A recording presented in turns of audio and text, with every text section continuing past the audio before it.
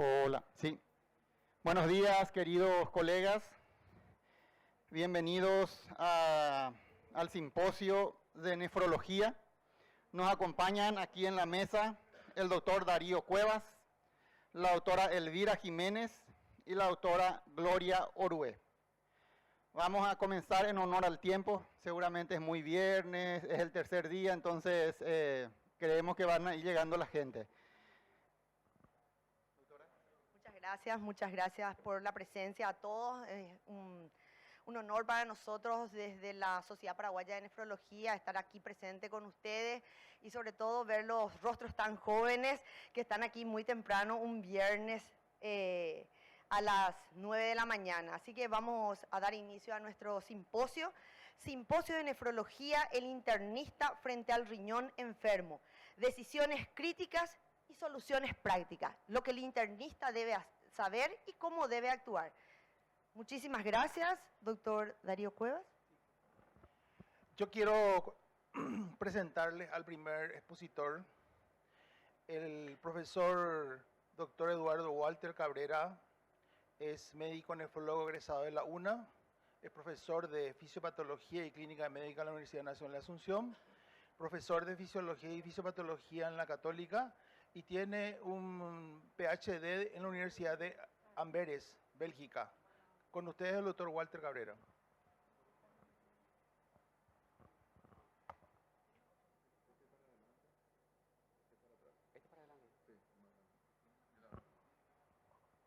Buenos días.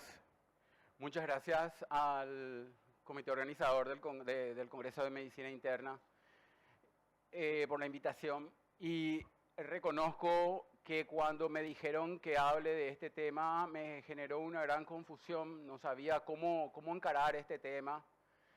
No sabía si es que iba a qué parte de la nefritis tomaría, porque coloquialmente la gente le llama nefritis a todas las patologías renales, pero ¿a qué específicamente se refiere? Entonces, tomé la decisión de empezar con una historia clínica. Una paciente de sexo femenino de 20 años de edad, no conocida, portadora de enfermedad renal, acude a la consulta por hematuria. La paciente, además de hematuria, no tenía ningún síntoma, es una paciente chilena. Tenía una presión arterial de 100/80 milímetros de mercurio, frecuencia cardíaca central normal, regular, pulmones, auscultación normal, no refirió nunca fiebre en ningún momento, no edemas, una analítica normal, función renal normal, buena capacidad de concentración y dilución urinaria, proteinuria de 233 miligramos día, que es muy poca la proteinuria, pero sí refirió una hematuria macroscópica intermitente. Ecografía normal. Me habían referido a la paciente como una nefritis. Entonces, bueno, empecé a desglosar qué sería una pielonefritis. No tuvo fiebre, no había ningún síntoma de pielonefritis. Pensé, bueno, sería una nefritis intersticial. Bueno, entonces tenía un inicio agudo, sí tenía una diuresis conservada, sí tenía la creatinina, la paciente con nefritis intersticial tiene la creatinina elevada, la paciente no tenía. Leucocituria no me refería, hematuria sí tenía y una proteinuria muy leve, pero lo que no encontramos era ni glucosuria, ni fosfaturia, ni bicarbonaturia, ni pérdida de la concentración urinaria, ni era una nefropatía pierde sal. No había una tendencia a la retención de potasio, no encontré una acidosis metabólica, o sea, prácticamente con esto descarté la posibilidad que se tratase de una nefritis intersticial. Entonces me fui a la posibilidad de que sea un síndrome glomerular. Y en los síndromes glomerulares se pueden presentar como una hematuria aislada, se puede presentar como una proteinuria aislada, pueden combinarse, las dos pueden presentarse, o puede el paciente presentarse con un síndrome nefrítico.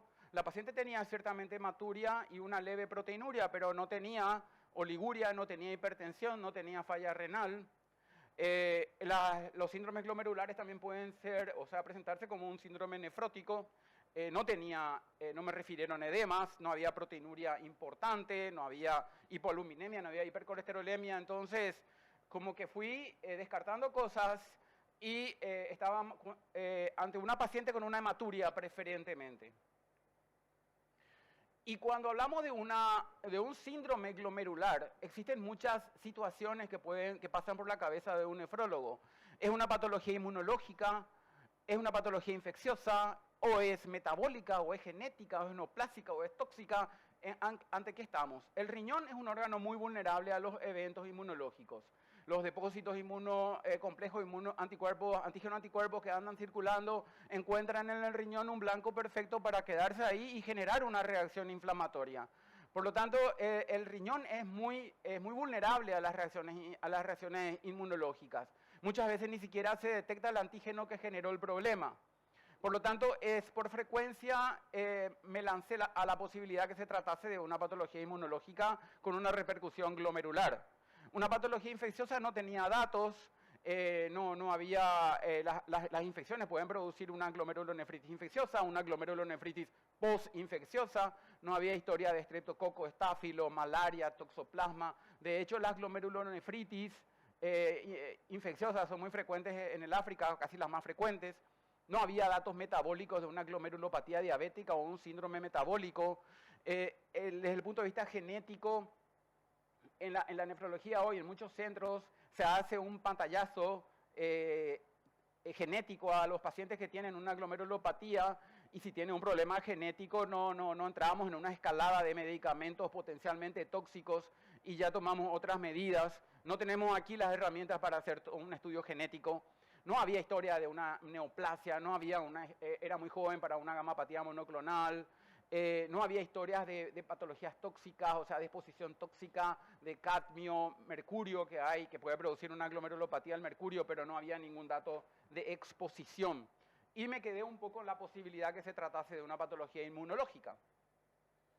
El riñón es altamente vulnerable a los eventos inmunológicos porque tiene un alto flujo plasmático. El 20% del flujo plasmático del gasto cardíaco va a los riñones. Entonces, es muy susceptible a eventos inmunológicos. Tiene una alta presión glomerular porque tiene y empieza en una arteriola y termina en otra arteriola. Es un capilar medio raro que genera mucha presión dentro y tiene una alta permeabilidad capilar. Tiene una situación que favorece estos depósitos. Entonces, me centré en una glomerulonefritis, pensé que podría ser o secundaria o primaria. No había historia de diabetes, no había historia de vasculitis de pequeños vasos, no había historia de lupus, no había historia de gamapatía. Alejé un poco la posibilidad que se tratase de una patología secundaria. Era muy renal, porque las glomerulopatías primarias es cuando tiene un problema renal y las secundarias es cuando tiene un problema sistémico con repercusión renal. Entonces quedamos en que probablemente sea una glomerulonefritis primaria el problema de la paciente. ¿En dónde estarían estos complejos inmunes? Estarían en el mesangio, estarían en el subendotelio, sería una podocitopatía. ¿Qué es lo que está pasando? Porque yo tengo esta repercusión en esta paciente con una hematuria importante. Y fuimos a la biopsia renal. La biopsia renal es el método diagnóstico más eficaz para conseguir el diagnóstico en una paciente que consideramos que tiene una glomerulonefritis. E indicar una biopsia renal tiene sus vueltas. No es una indicación baladí, es una indicación que tenemos que hacerlo con una solvencia y con datos interesantes, porque pueden producir hematomas, puede haber dolor, mucho dolor, hematuria, incluso hay pacientes que llegan a la embolización arterial por sangrado importante o incluso la nefrectomía. Y cosas que tenemos que saber y que los clínicos tienen que manejar es que cuando hay un trastorno de la coagulación, no tenemos que hacer una biopsia renal. Si los riñones son pequeños y tienen muchas alteraciones córtico-medulares, tampoco tenemos que hacer una biopsia renal. Hay una hipertensión muy incontrolable, o si tiene múltiples quistes, o tiene un tumor renal, o tiene una infección renal, o tiene una dilatación importante del sistema pielocalicial, o simplemente si el paciente dice, yo no me quiero biopsiar. Existen muchos pacientes que dicen, doctor, yo no quiero saber nada de la biopsia, le tengo miedo, te tengo miedo, entonces nosotros automáticamente no le podemos biopsiar. ¿Qué tuvo esta paciente? Esta paciente por biopsia encontramos que tenía una glomerulonefritis mesangial IgA. Eso tenía esta paciente, la biopsia se hizo en Chile, tenía por la hematuria macroscópica recurrente, encontramos que tenía una glomerulonefritis mesangial IgA, una patología en donde se forman un grupo de IgA anómalas deficientes en galactosa que genera la formación de más anticuerpos y que se depositan en el riñón a nivel del mesangio y genera esta patología que tiene su frecuencia. Esta paciente le iniciamos medicamento con bloqueantes de la angiotensina, anduvo muy bien. 12 años después, la paciente hoy día, que tiene más de 30 años, la presión arterial sigue normal, el perfil renal normal, todos los datos laboratoriales están normales, no tiene alteraciones urinarias, la paciente va bien. Voy a presentar otra historia. Un paciente masculino, 43 años de edad, que refirió tener hipertensión arterial desde hace 10 años, acude a la consulta con hematuria, tiene proteinuria leve, 400 miligramos, y tiene una disfunción renal. Tiene una urea de 65, una creatinina de 1,6, indicamos la biopsia renal.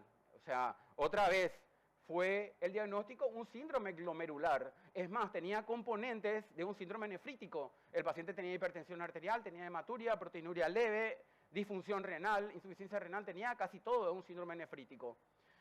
Entonces, hicimos el diagnóstico de síndrome nefrítico con algunas cosas que no tenía. Por ejemplo, no había edemas y no había una oliguria que nosotros hayamos rescatado en la historia. Pero sí tenía hematuria, tenía hipertensión, tenía una proteinuria muy leve, tenía disfunción renal. O sea, todo eso me llevaba a pensar de que tenía un síndrome glomerular. Nos fuimos a la biopsia y encontramos que tenía una glomerulonefritis mesangial IgA. La presión arterial tenía de 130/80 con tratamiento, frecuencia cardíaca central normal, pulmones normales, no edemas, urea ya tenía de 92, creatinina 1,7, proteinuria fue subiendo, 1200, hematuria microscópica permanente, se iniciaron corticoides, porque en principio los corticoides se inician cuando tienen una proteinuria superior a 1000 y teóricamente tienen un buen disminuye bastante la inflamación en los pacientes. Se inició micofelonato mofetilo y con el micofelonato mofetilo y la glomerulonefritis IgA pasa cosas muy raras porque se describieron excelentes resultados en chinos, pero no se pudo replicar los estudios en caucásicos. Entonces, bueno, pero usamos, porque los inhibidores de la calcineurina no funcionan, porque el rituximab no funciona, entonces estábamos como limitados en tratamiento. Se usaron los bloqueantes de la angiotensina, los ARA o IECA a veces usan en combinados, en él usamos solamente uno de ellos. Y luego de 4 años la presión arterial siguió más alta, la urea y la creatinina fueron subiendo, la proteinuria fue mucho más alta, persiste la hematuria y como es un paciente pudiente, consiguió el budesonide y el sparsentan. El budesonide es un corticoide que se toma vía oral y que tiene una acción a nivel del ilion, a nivel de placas de Peyer y que disminuye la posibilidad de producción de IgA. Con eso se reduce un poco la proteinuria y mejora la sobrevida renal en estos pacientes.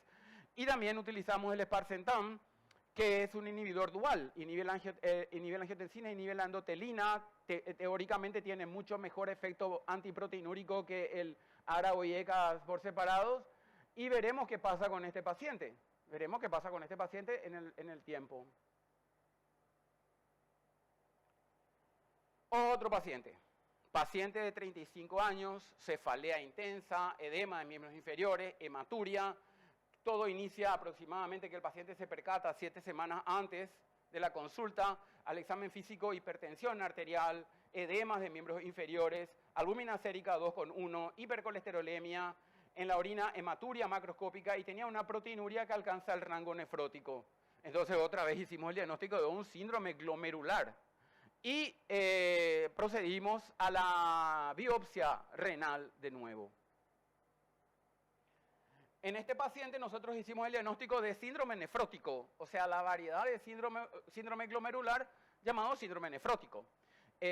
Proteinuria, edemas, hiperlipidemia, hipertensión arterial, hipercoagulabilidad, sensibilidad aumentada a las infecciones, tiene componentes nefróticos y tiene algunos componentes nefríticos. La hipercoagulabilidad se observa en los pacientes que tienen un cuadro de síndrome nefrótico por porque cuando hay una eliminación importante de proteínas se van perdiendo antitrombina 3 y eso facilita la formación de trombos. También cuanto más albúmina baja tenga un paciente, el hígado genera más factores de la coagulación y genera una situación protrombótica. Y también hay una sensibilidad aumentada a las infecciones porque con la proteinuria importante se van perdiendo anticuerpos y eso le torna susceptible a infecciones a estos pacientes. Pues bien, la proteinuria la tratamos. El objetivo de la proteinuria es disminuir la presión intraglomerular. Nosotros queremos disminuir la presión intraglomerular. Ese es el objetivo para disminuir la proteinuria y con eso preservar la función renal. Se utilizaron medicamentos como los inhibidores de la enzima de conversión, los antagonistas de los receptores, que actúan a nivel de la arteriola eferente, produciendo una vasodilatación de la eferente y generando una disminución de la presión intraglomerular. Se fue adhiriendo a otros medicamentos como los inhibidores del cotransportador sodio-glucosa, los IGLT2, que tienen un rol más sobre la arteriola aferente, que produce vasoconstricción de la arteriola aferente. De resultas, tratamos de disminuir la presión intraglomerular como sea para disminuir la proteinuria. Con esta disminución de la presión intraglomerular podríamos disminuir también la filtración glomerular y podría elevarse también los valores de urea y creatinina. Usamos también los antagonistas no esteroideos de los mineralocorticoides. El finenerón en este caso todavía no tenemos. Han salido buenos estudios que hablan de que el finenerone puede tener un efecto importante en el transcurso del tiempo y veremos el efecto en este paciente. Es importante que tratemos la proteinuria porque una proteinuria importante o un síndrome nefrótico importante lleva a disminución de la masa muscular, lleva a sarcopenia. Y esto es muy importante que sepamos porque la sarcopenia es un factor pronóstico malo. Un paciente que tiene sarcopenia muere antes, es un paciente frágil. Entonces nosotros tenemos que tratar de no hacer una dieta hipoproteica porque tiene proteinuria importante, le hacemos una dieta hipoproteica severa y conseguimos un balance nitrogenado negativo y una importante desnutrición. Tenemos que hacerle una dieta normal en proteínas. Y con los edemas, con este paciente ya sabemos que existen el edema de alto llenado y el edema de bajo llenado, de acuerdo al fenotipo de edema que pueda tener el paciente en un momento dado. Si tiene unos edemas de alto llenado, se puede utilizar diuréticos, los diuréticos de ASA con preferencia, o ya se puede bloquear diferentes partes de los túbulos renales. Si tiene una congestión más tisular que vascular, o sea, no hay tanta volemia, tiene bajo llenado, pero tiene mucho líquido en espacio intersticial, se pueden agregar agentes oncóticos para mejorar la diuresis de estos pacientes y mejorar el edema. Entonces, pueden haber edemas por congestión vascular o congestión tisular o congestión vascular y tisular, y esto podemos determinar por medio de una buena ecografía de vena cava inferior, por medio de la pulsatilidad de la vena porta y todo esto. Entonces, tenemos que crear un balance de sodio negativo, restringir el sodio, disminuir la ingesta de líquidos, agregarle diuréticos, principalmente diuréticos de ASA. Si tienen la función bastante interesante, podemos agregar diuréticos tiacídicos, incluso podemos agregar acetazolamida para el nivel del túbulo proximal. Si el paciente tiene una disminución del llenado vascular, podemos agregar agentes oncóticos para mejorar la diuresis. Pero tenemos que tener una pérdida de peso diaria, tenemos que pesarlo al paciente todos los días y tenemos que conseguir un balance hídrico negativo. Entonces, la hipertensión arterial de este paciente lo tratamos preferentemente con los inhibidores de la enzima de conversión o con los antagonistas de los receptores de la angiotensina, modificaciones del estilo de vida y todas esas cosas. Y si no conseguimos un descenso de la presión arterial, tenemos que irnos a otros agentes antihipertensivos, los bloqueantes de los canales del calcio y todos los otros, conseguir que la presión arterial baje. Ese es el objetivo. Y al disminuir la presión arterial conseguimos que un factor que es claro que genera progresión a la falla renal, con eso vamos mejorando o por lo menos disminuyendo la progresión a la falla renal crónica. Los pacientes con síndrome nefrótico tienen un aumento de la posibilidad de tener trombosis. Y esto para un clínico, un paciente que tiene una trombosis, es un paciente que tiene una neoplasia. Eso es lo primero que nosotros pensamos. Pero para nosotros también, aparte de tener una neoplasia, decimos, este paciente puede tener un síndrome nefrótico. porque para nosotros sí la formación de trombos en las venas renales, en las venas de los miembros inferiores, puede ser un síndrome nefrótico. Busquemos eso. ¿Y por qué se produce esto? Porque se pierde antitrombina 3, que es un anticoagulante, aumentan los factores de la coagulación en su producción a nivel hepático, pero la causa principal del por qué aparece estas trombosis, paradójicamente, es la inflamación de estas glomerulonefritis, porque hay una disfunción endotelial importante, hay un interjuego entre sustancias vasodilatadoras y vasoconstrictoras de origen endotelial que no está bien y favorece la formación de trombos. Entonces la inflamación es muy importante. Pues bien, le biopsiamos a este paciente y tenía también una glomerulonefritis mesangial IgA. Entonces tenían pequeñas formaciones de semilunas y la evolución del paciente, les cuento que no fue nada buena. Se iniciaron bolos de metilprednisolona, ciclofosfamida, azatioprina, se pensó en la plasmaféresis y no lo hicimos, y el paciente ya requirió pronto sesiones de hemodiálisis. Esta es lo que algunos llaman una IgA maligna o IgA hiperacelerada y que tiene un problema porque tiene mucha recurrencia cuando se lo trasplanta al paciente. Entonces, es todas la misma patología, pero con diferentes perfiles y evolución, como me dijeron. Bueno, entonces en las conclusiones, la glomerulonefritis con un mismo patrón histológico puede tener diferentes caras. La primera paciente iba todo bien, pasaron 12 años, no tiene nada. Uno la ve a la paciente, no tiene nada.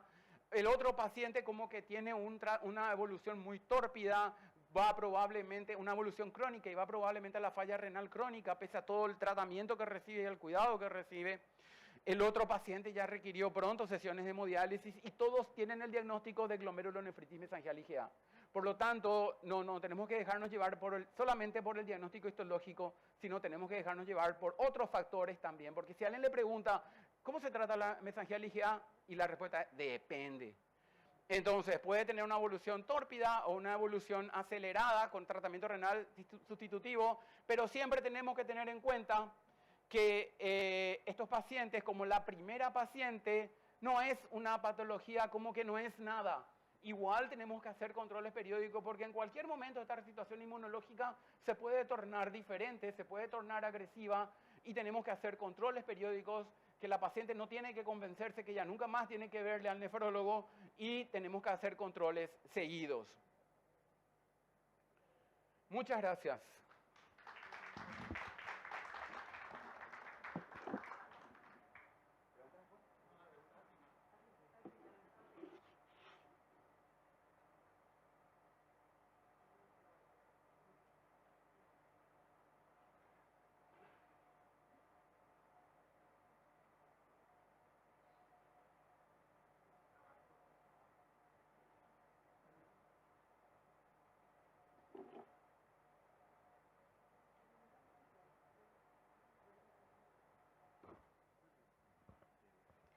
Bueno, a continuación me toca presentar al doctor Roger Ayala Ferrari.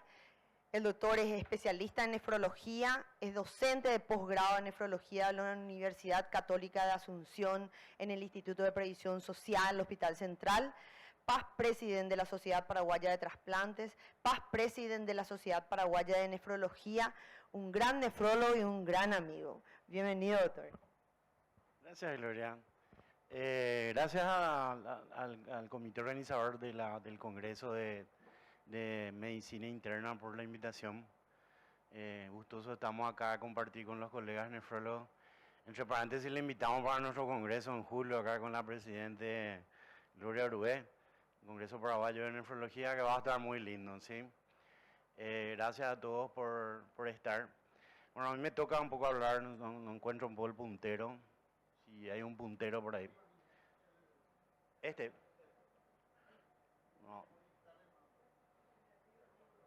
¿Cómo me voy para atrás ahí, verdad? Ok.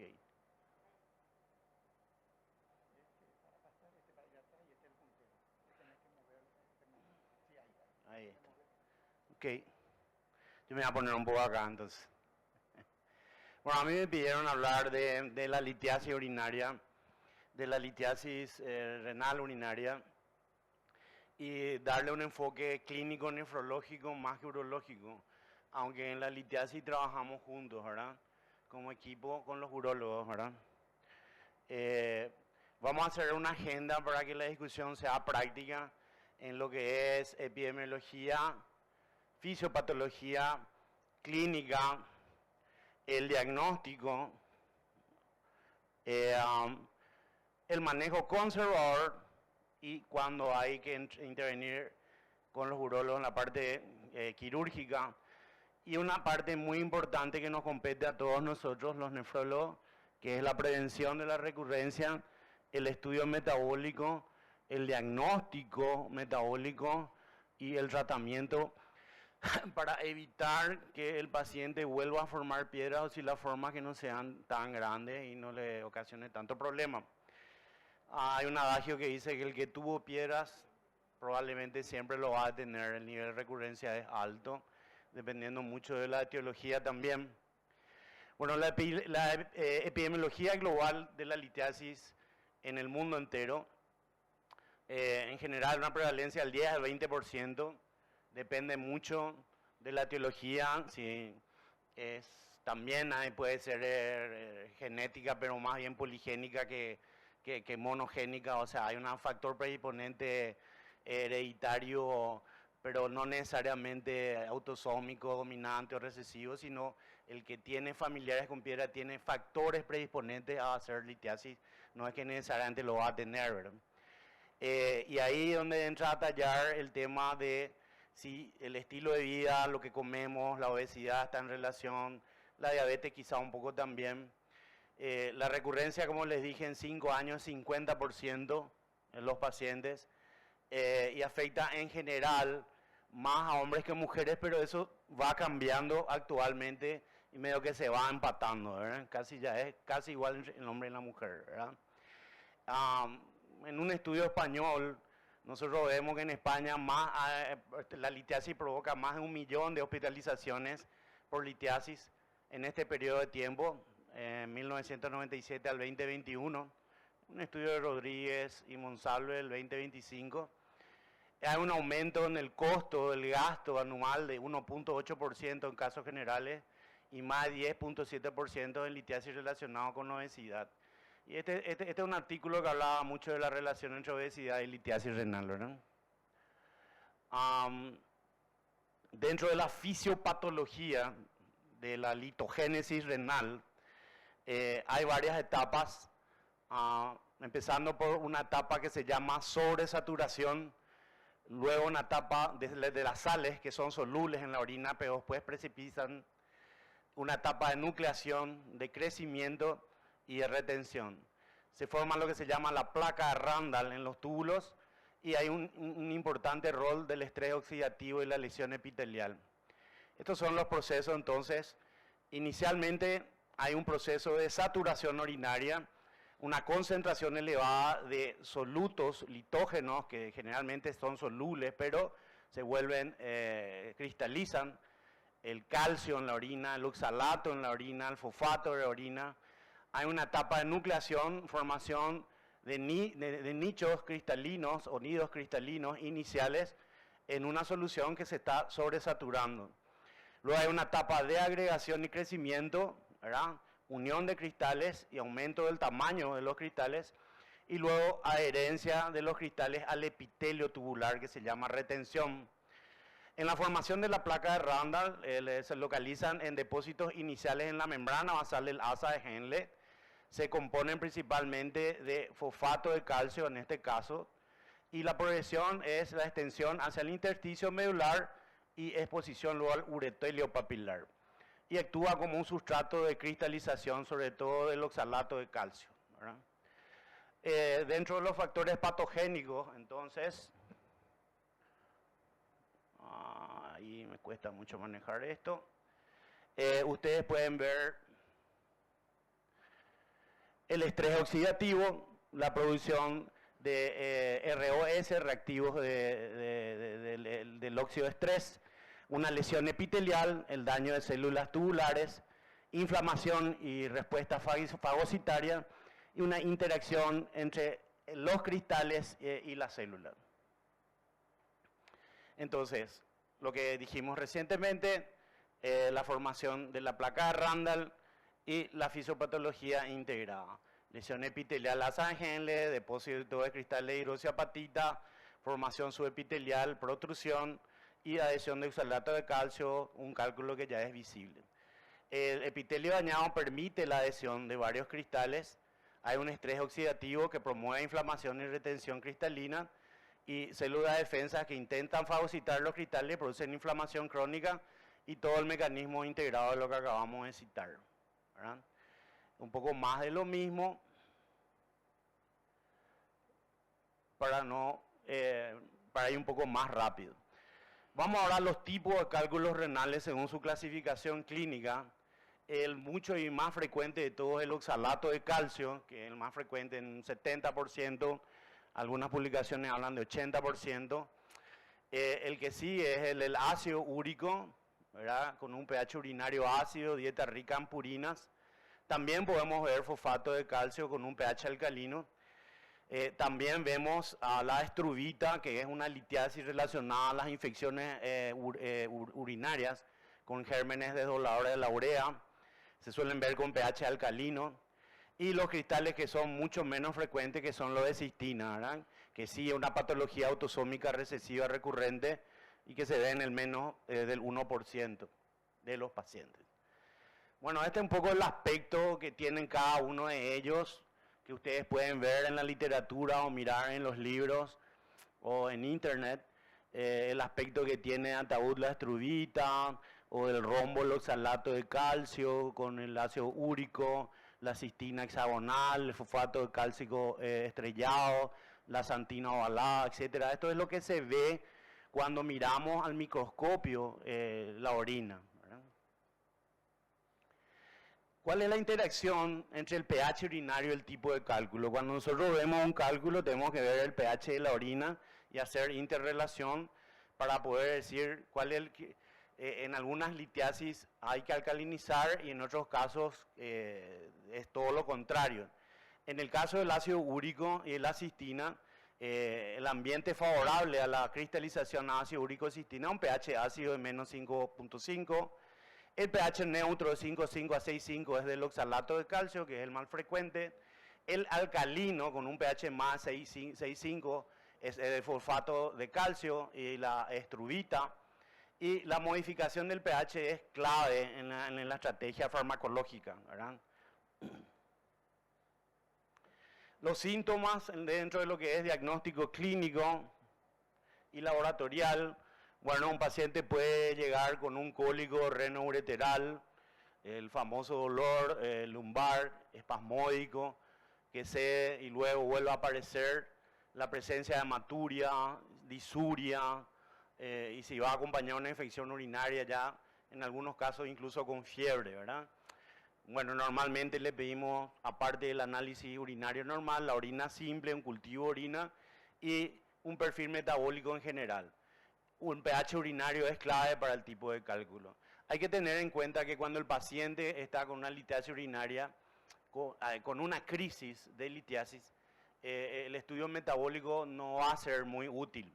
Hay que solucionar el problema actual si es con el tratamiento clínico conservador, ¿verdad? Como se llama METS, con la eliminación espontánea del cálculo, pues será así.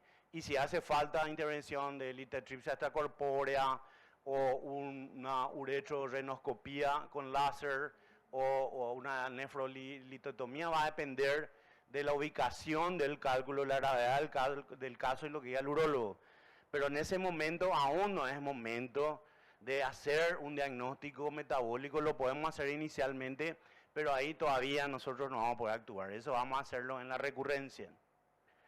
Entonces, el diagnóstico por imágenes, el gold standard, es la tomografía sin contraste, la Urotac sin contraste, porque la ecografía es muy útil, sobre todo en niños y en embarazadas, pero hay que tener en cuenta que la ecografía ven litiasis mayores a 5 milímetros. Litiasis menos de 5 milímetros no se ven en la ecografía y sí se pueden visualizar y mucho mejor en una tomografía. El gold standard, una litiasis es tomografía, una Urotac. La ecografía es muy útil si en algunos casos sobre todo en embarazadas, en niños, como les dije, pero preferimos la tomografía.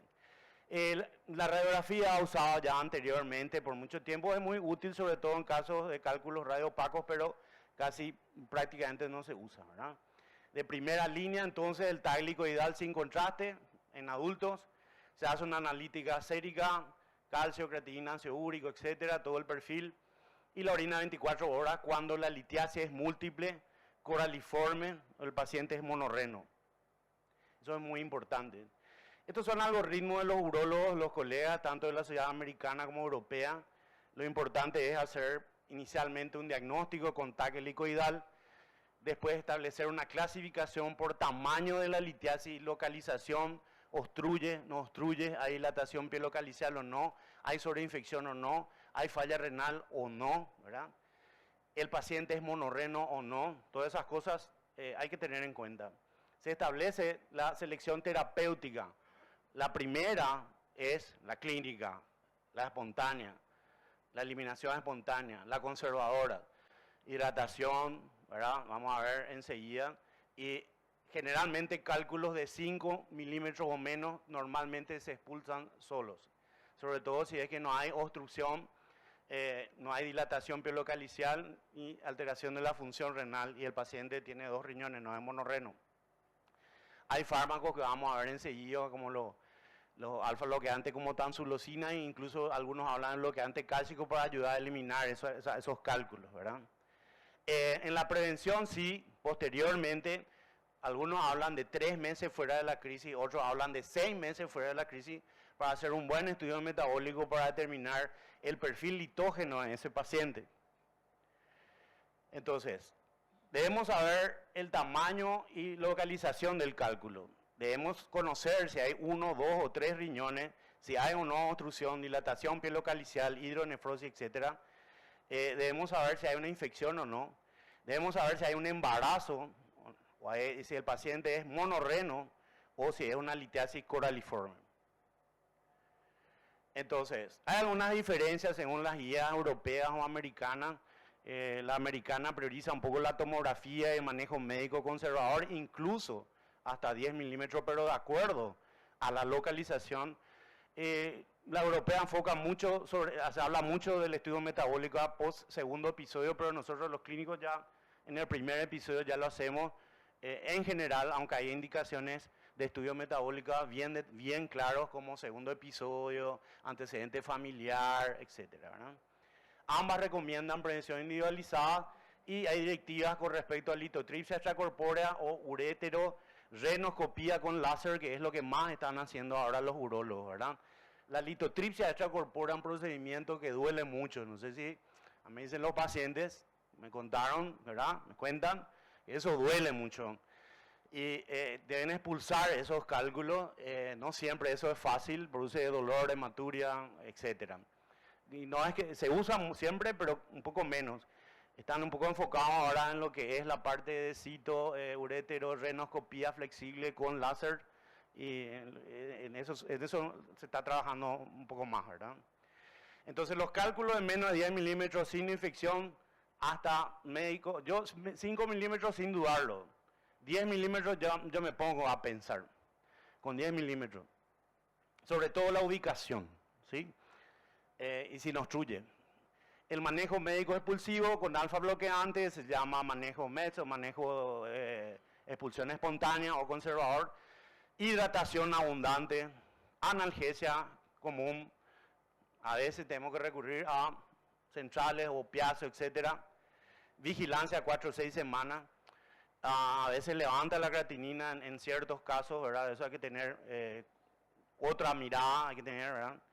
Y posteriormente una evaluación metabólica, insiste en el segundo episodio, nosotros inclusive lo hacemos más, ¿verdad? La hidratación importante, analgesia común, la tamsulosina, incluso algunos hablan bloqueante cálcico, y la alcalización de la orina en ciertos casos como el ácido úrico sobre todo. De acuerdo, así tenemos hipercalciuria, tenemos el citrato bajo, tenemos hiperuricosuria, tenemos hipomagnesuria o cistinuria, vamos a establecer nuestro esquema terapéutico. En hipercalciuria, nosotros usamos los diuréticos tiacídicos, las tiacidas, para eliminar el calcio urinario. La hipercalciuria puede ser en algunos casos idiopática, puede tener una agregación poligénica, una predisposición familiar, puede ser absortiva, es decir, absorbemos mucho calcio, puede ser resortiva, es decir, hay resorción a nivel de los huesos, o puede ser renal, o sea, eliminación de calcio a nivel tubular, ¿verdad? Entonces, hidratación, diuréticos tiacídicos, el citrato es una sustancia que estabiliza o solubiliza la orina. El citrato, cuando falta, provoca o favorece la agregación y la cristalización. Entonces, el citrato de potasio es un fármaco en casi todas las litiasis se utiliza, ¿verdad?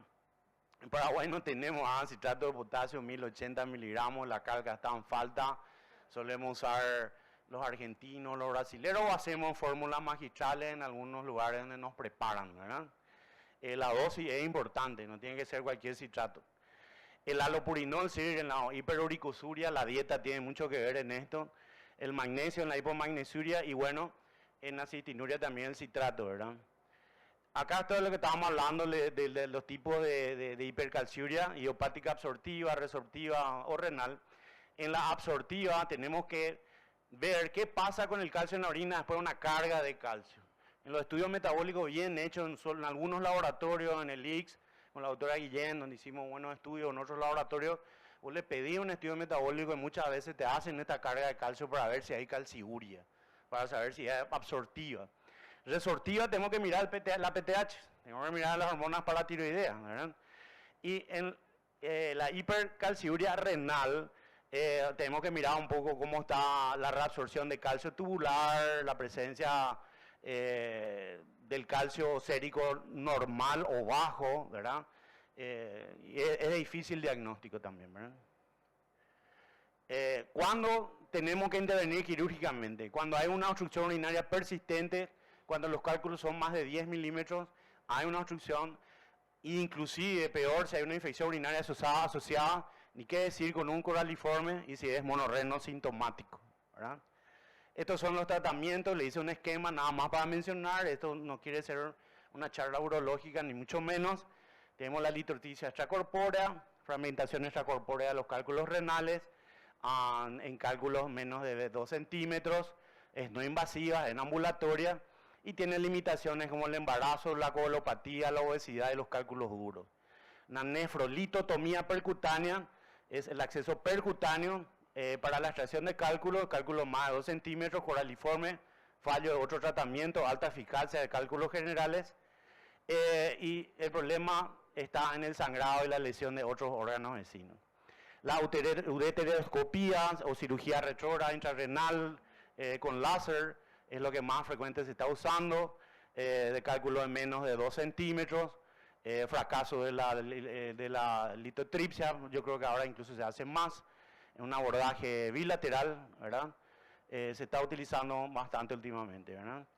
Y la mini liprolitotomía percutánea combinada, ¿verdad? Con cirugía. El seguimiento, tengo pocos minutos y vamos a entrar en la parte más importante. Imagen a 6 y 12 meses si el tratamiento es conservador, reevaluación metabólica anual en pacientes con intervención, control dietético de adherencia farmacológica continua, ¿verdad? El protocolo de control, litiasis única resuelta a los 6 o 12 meses, litiasis múltiple coraliforme cada 6 meses y orina 24 horas anual en recurrencia o comorbilidades, ¿verdad? Siempre con TAC, no solo eco. Factores de riesgo litógeno, es decir, cuál un paciente tiene un perfil litógeno alto cuando tiene hipercalciuria o hiperoxaluria o hipocitraturia, la dieta rica en sodio, oxalatos, proteínas animales. Acuérdense que la vitamina C, mucha gente o muchos pacientes nuestros o de cierta edad le bajan los polivitamínicos a full per secula seculorum, toman muchísima vitamina C, eso favorece la cristalización de oxalatos, ¿verdad? Medicamentos como la furosemida, el topiramato y la parte genética, sobre todo en la cistinuria y en la hipercalciuria idiopática, pero más bien poligénica, no tan hereditaria así autosómica, ¿verdad? El perfil litógeno, entonces el aumento del sodio, el exceso de proteínas, el consumo enorme de oxalato, espinaca, chocolate, té negro, etcétera, y la falta de hidratación que se ve en casi todos los casos de cálculo no toman agua, ¿verdad? La evaluación metabólica es detectar las alteraciones urinarias que predisponen a la formación de cálculos, esencial en las litiasis recurrentes, múltiples, en edad temprana, monorreno o coraliforme, y personaliza el tratamiento y preventivo farmacológico y dietético del paciente, ¿verdad? Utilizamos la orina 24 horas y hacemos un perfil, podemos hacerlo en muchos laboratorios, en el IPS lo hacemos también, en varios hospitales también seguro, en el IC se hace un buen estudio metabólico. El estudio metabólico se hace midiendo todas estas sales en orina 24 horas, medimos la PTH, medimos la vitamina D, medimos el test de carga de calcio, ¿verdad? El calcio urinario con los valores más de 250 en mujeres, más de 300 en hombres, oxalato más de 40, el ácido úrico más de 750 en mujeres, 800 en hombres, citratos menos de 320 y sodio más de 200, ¿verdad? Son todos factores litógenos. El oxalato de calcio nosotros vemos con hipercalciuria, hipocitraturia, hiperoxaluria. Los cristales de ácido úrico vemos con hiperuricosuria y un pH ácido. La astrubita, que vemos en infecciones urinarias bacterianas con devoradora de urea, vemos con un pH alcalino. Y la cistina vemos con un pH ácido. Se hace cistinuria en Paraguay, se hace magnesuria en Paraguay. Oxaluria tarda un poco, pero se hace también. Todo esto se hace en Paraguay. Y no es muy complicado hacerlo, ¿verdad? Entonces vemos todo esto en la orina 24 horas, como les dije. Hay una relación entre la obesidad y la litiasis asociada con aumento del oxalato, ácido úrico, del pH ácido. Con el síndrome metabólico favorece la litiasis múltiple y coraliforme. Y la intervención dietética favorece mucho en la prevención primaria. Hay un impacto económico enorme en esto y en la calidad de vida de un paciente. Incluso antes teníamos pacientes en diálisis por litiasis urinaria, ahora cada vez vemos menos, gracias a Dios. Pero es algo que se puede tratar, ¿verdad? Y prevenir, ¿verdad? Entonces, el estudio metabólico hay que hacerlo sí o sí con historia familiar de litiasis en pacientes menos de 40 años en primer episodio, en un hiperpara o acidosis tubular renal, en un diabético y en una hipercalciuria idiopática. Pero yo les recomiendo hacer en todos los pacientes que tienen litiasis, ¿verdad? Pero en eso sí o sí hay que hacer. ¿Ok? Entonces, el tratamiento es lo que ya mencionamos anteriormente, esto. Aumentar la ingesta de líquido, reducir la ingesta de sodio y promover una dieta con calcio, ¿verdad? Eso en general, ¿verdad? Manejar la hipercalciuria, manejar la acidosis metabólica, en el caso del oxalato de calcio. En el caso del fosfato de calcio, manejar la hipercalciuria, incrementar el fluido, ¿verdad? El caso de ácido úrico, álcali, allopurinol y la astrubita, la parte de infección y sobre todo también la parte de líquido, ¿verdad? Entonces, es una enfermedad metabólica, la litiasis es una enfermedad metabólica crónica que requiere manejo continuo. La prevención se basa en el estudio metabólico personalizado. Hay algoritmos de manejo médico y quirúrgico según el riesgo. La dieta, hidratación y fármacos adecuados reducen la recurrencia y la educación del paciente y su adherencia son clave para el éxito a largo plazo. Para culminar, les quiero mostrar un trabajo que hicimos entre el IPS y el Instituto de Investigación en Ciencias de la Salud, que salió en el 2017 en los archivos españoles de urología. Hicimos con la doctora Rosa Guillén, con el doctor Carlos Ramos, que ahora está en Encarnación, nefrólogo cuando eso era residente. Un estudio muy interesante donde pudimos enrolar 28 pacientes aproximadamente. Se establecieron bien claros los conceptos de índice de saturación urinaria y riesgo litógeno. Se utilizó un software para determinar ese índice de sobresaturación. Y se recolectaron los datos y se hicieron cálculos muy importantes para evaluar las variables, ¿verdad? Los factores litógenos identificados fueron hipocitraturia en un 50 y no veo bien cuánto por ciento, hipercalciuria 40 y tanto por ciento, baja diuresis y hiperoxaluria. Es decir, el paciente paraguayo, fueron 28 pacientes, el paciente paraguayo presenta mucha hipocitraturia, hipercalciuria, baja diuresis e hiperoxaluria, ¿verdad? Se le hizo un diagnóstico primero metabólico, ¿verdad? La predisposición que tenga a formar litiasis, y se le hizo un tratamiento médico antes y luego después del tratamiento médico, y se encontraron algunos cambios que pudimos conseguir, ¿verdad? Mejoró la diuresis, mejoró la carga litógena y mejoraron también las recurrencias, ¿verdad? Entonces, antes y después del tratamiento, ya voy a terminar, ustedes pueden ver las sales, ¿verdad? Los índices de cristalización, el fármaco administrado, el citrato, la tiacida, el citrato malopurinol, el citrato mahidroclorotiacida, etc. Y así se ve en este software el perfil litógeno de los pacientes.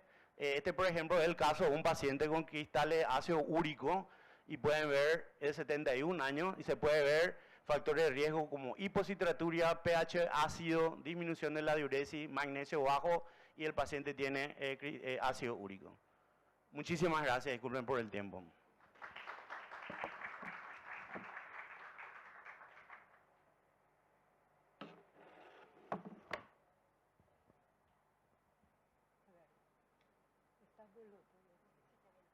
Buen día para todos. Le voy a presentar al siguiente...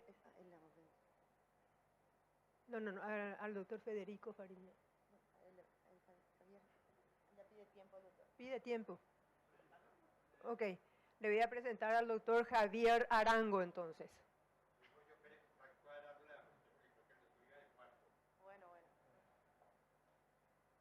Ninguno de los dos.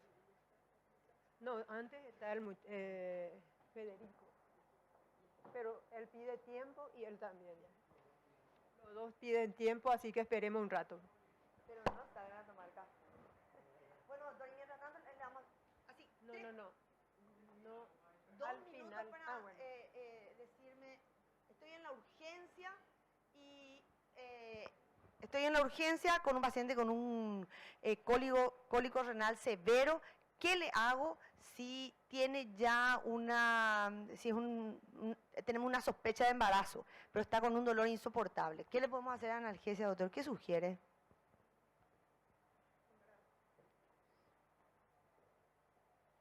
Bueno, la verdad que ese es un caso muy difícil, ¿verdad? Un paciente embarazado con litiasis es muy difícil.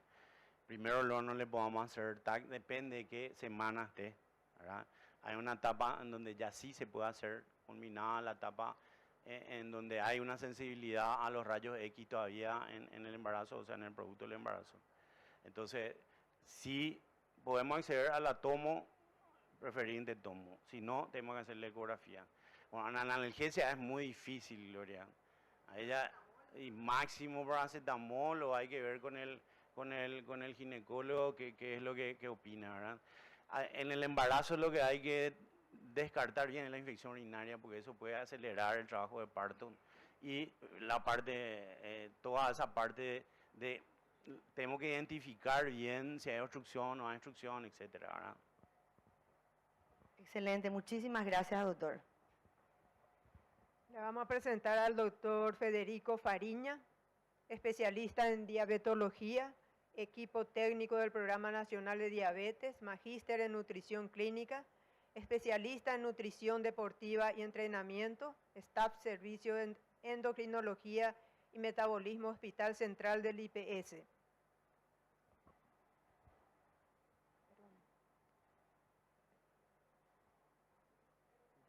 Con el tema "El riñón engorda, el impacto de la obesidad sobre la función renal". Adelante, doctor. Muy buenos días para todos. Muchas gracias por la presentación. Un gusto compartir con todos ustedes. Bien, la importancia de este tema radica de que en Paraguay, de cada 10 paraguayos, 7 padece algún grado de exceso de peso, según los datos de la última encuesta de factores de riesgo de enfermedades no transmisibles. Entonces me parece que es súper importante en algún momento todos, porque en algún momento todos vemos pacientes con exceso de peso, plantearnos esta pregunta: si realmente el riñón engorda a la par que el paciente y cuáles son las implicancias de los cambios que puedan llegar a presentarse. Bien, empecemos por el principio, ¿sí? En condiciones normales, el riñón tiene una grasa que es la grasa perirrenal y se encuentra en un espacio bien delimitado. tiene un límite interno, ahí ven las líneas punteadas en color rojo, que es la cápsula renal, y un límite externo, que es la fascia de Gerota. En condiciones normales hay grasa rodeando al riñón y esta es la ubicación que le corresponde en condiciones normales, repito. Bien, pero en los últimos años también se vio que con el aumento de la pandemia global de la obesidad también hay un aumento en la prevalencia del depósito ectópico de grasa a nivel renal y se llama riñón graso. Está asociada a dos entidades, y esto es muy importante, a la obesidad y a la enfermedad renal crónica. Ya sabemos, la localización, las funciones son fundamentales porque no solo son estructurales porque ofrece sostén a los riñones, sino también, por ejemplo, provee esta grasa fuentes o sustratos energéticos para el metabolismo que se lleve a cabo a nivel local. Otros criterios para clasificar a esta grasa, vamos a utilizar siempre, en primer lugar, la localización. Entonces, si hay un aumento de la cantidad de esta grasa que en condiciones normales se encuentra a nivel perirrenal, entonces el aumento puede ser a expensas de la grasa perirrenal. También puede haber un aumento por fuera de este límite considerado normal, entonces la grasa es pararrenal.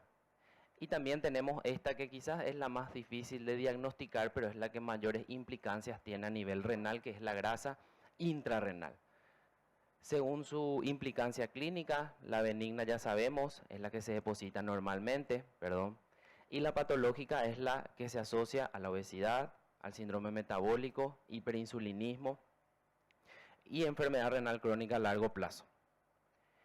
Por supuesto, si hablamos de si el riñón engorda, existen varios factores de riesgo, pero el más importante es el peso.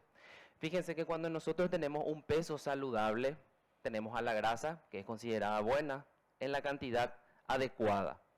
Pero, por increíble que parezca, incluso cuando el paciente está en rango de sobrepeso, comienza el aumento de la grasa perirrenal. Y a medida que va aumentando en kilos, también aumenta el índice de masa corporal, por supuesto, y desde la obesidad grado 1 por índice de masa corporal, el riesgo ya aumenta de manera progresiva y el aumento de la grasa es cada vez mayor. El orden de acumulación es en primer lugar la grasa perirrenal, luego la intra y por último la para. Entonces, la pararrenal también es un predictor de que hay mucho exceso de grasa y el índice de masa corporal probablemente de los pacientes sea mucho mayor. Entonces, quiero hacer hincapié entonces de que incluso en cualquiera de los estadios del exceso de peso, cuando el paciente tiene sobrepeso ya tenemos que empezar a sospechar de que esos kilos de más pueden acumularse en varios órganos, los riñones son algunos de ellos, ¿sí? Y es en la obesidad grado 1 que este aumento es de manera más significativa. Por cada kilo que una persona aumenta cuando se encuentra en el rango de sobrepeso, aumenta de 3 a 8 ml la acumulación de grasa a nivel renal. Cuando el aumento de peso es a partir de obesidad grado 1, este aumento de la cantidad de grasa ya llega hasta el 10 ml, o sea que es directamente proporcional al índice de masa corporal la cantidad de grasa que se va acumulando a este nivel. Y quizás el diagnóstico va a ser bastante complicado y no siempre vamos a poder realizar de la manera en que deberíamos, pero eso no debe ser un impedimento para hacer el diagnóstico en cualquier nivel de atención. Podemos incluso tener un paciente con normopesos, pero con una obesidad central importante. Entonces, en ellos también tenemos que sospechar de que hay grasa visceral acumulada.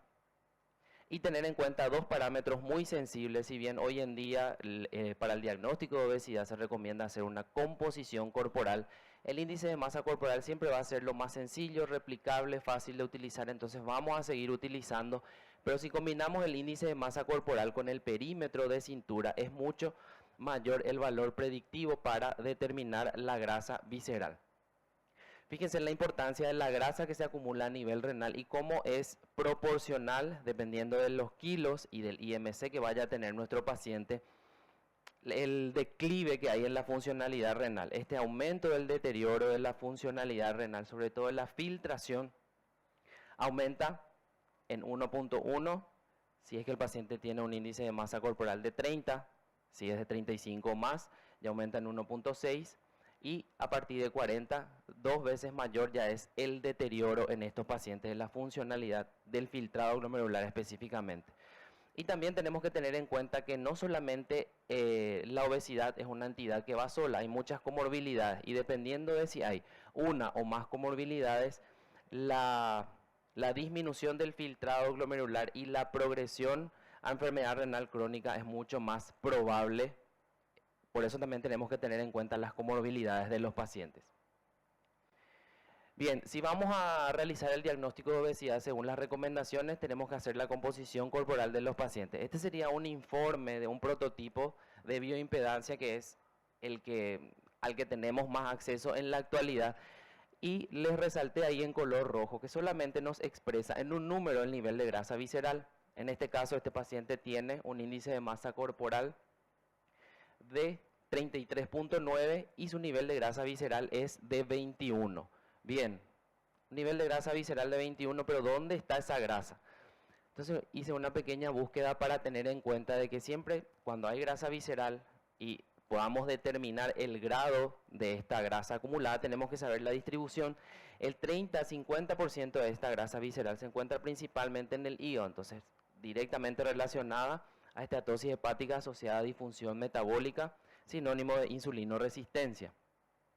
El 5 a 15% es lo que nos interesa hoy, que es la cantidad de grasa, de esa grasa visceral total, que se acumula a nivel renal y es la que se asocia a deterioro de la funcionalidad renal y progresión a enfermedad renal crónica. También se acumula a nivel cardíaco, está más asociado principalmente a la obesidad central y el restante se acumula a nivel de otros órganos. Otro detalle muy importante que mencionaba también el doctor Roger, si no me equivoco, que existe una prevalencia altísima de pacientes con sarcopenia. Que sean obesos no significa que tengan una buena masa muscular. Generalmente los pacientes con obesidad tienen una obesidad osteosarcopénica. Entonces, tener en cuenta que si el paciente tiene una sarcopenia asociada a su obesidad puede cambiar los porcentajes y sobre todo a nivel hepático aumenta la proporción de grasa que se acumula. Bien, vamos a la fisiopatología de lo que hoy en día se conoce como glomerulopatía relacionada a la obesidad, por sus siglas en inglés, ORG. Entonces, recordar que el principal factor de riesgo es la obesidad central, sobre todo. Entonces, si tenemos una obesidad central combinada a un índice de masa corporal aumentado, ya me predice que hay un aumento de la grasa visceral. Hoy en día el tejido adiposo es considerado un órgano endocrino por la cantidad de hormonas y citoquinas que secreta. La unidad funcional del tejido adiposo es el adipocito. Este tiene un tope de almacenamiento de grasa. Cuando llega a su tope empieza a enviar señales que avisan de que ya no puede acumular más grasa. Si persisten esas señales, se genera una inflamación crónica de bajo grado, que es la que daña el endotelio y la que produce los cambios a nivel de la microarquitectura glomerular. También este es un artículo que muestra específicamente que una dieta alta en grasas aumenta los niveles circulantes de colesterol, se producen ésteres de colesterol, se esterifican a nivel del carbono 14, esto favorece la acumulación de lípidos.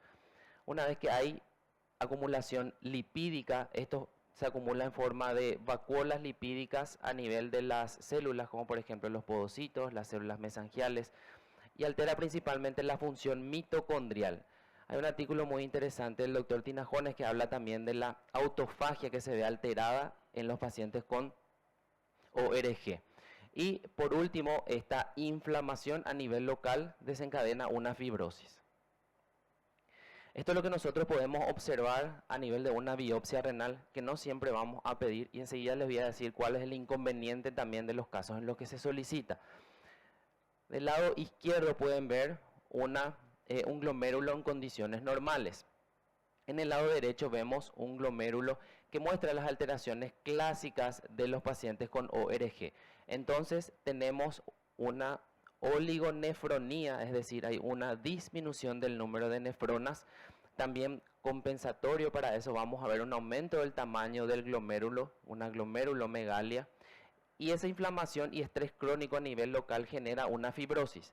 Esta glomerulosclerosis puede ser focal o segmentaria y cuando se hace la biopsia de estos pacientes estas características histopatológicas pueden coincidir también con otras patologías, así es que al final y al cabo lo que nos va a ayudar a hacer el diagnóstico final es la clínica que presente el paciente y las comorbilidades. Entonces, para tener en cuenta esos datos son muy importantes. Otro detalle también que hace que se alteren las funciones a este nivel es una dilatación de la arteriola aferente y una vasoconstricción de la eferente. Entonces hay un aumento de la presión intraglomerular, lo que nos lleva a esto. Entonces se altera la integridad de los podocitos y esta membrana de filtración se ve afectada y por supuesto los pacientes van a presentar proteinuria.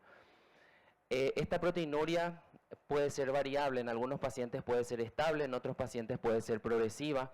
Un tercio de los pacientes pueden presentar proteinuria en rango nefrótico e incluso un porcentaje menor, pero también pueden presentar proteinurias en un rango mayor, incluso a 20 gramos por día.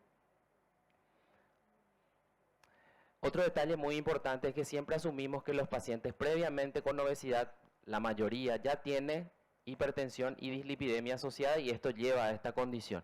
Pero si es que el paciente tiene solamente obesidad y se producen estos microcambios, a la larga también puede llegar van a llegar a desarrollar hipertensión y dislipidemia, o sea que esto es bidireccional. Bien, ¿cómo llegamos al diagnóstico?